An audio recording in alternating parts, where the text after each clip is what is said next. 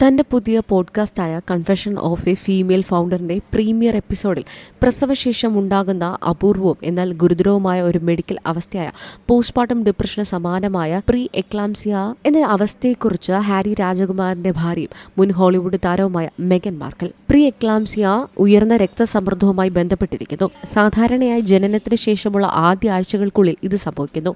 എന്നിരുന്നാലും പലരിലും 6 ആഴ്ചകൾക്കുള്ളിൽ തന്നെ ഇത് പ്രത്യക്ഷപ്പെടാം.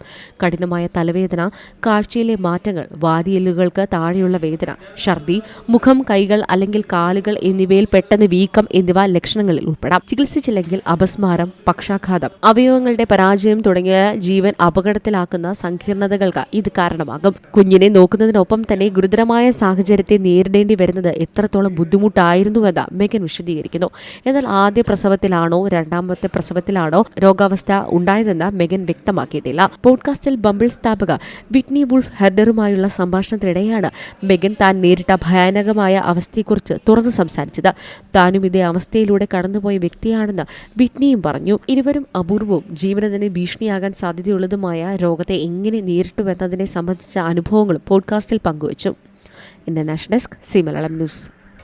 പുതിയ വാർത്തകളും വിശേഷങ്ങളും ഇനി വിരൽ തുമ്പിൽ. എല്ലാ ഡിജിറ്റൽ പ്ലാറ്റ്ഫോമുകളിലും ഇപ്പോൾ സി മലയാളം ന്യൂസ് ലഭ്യം.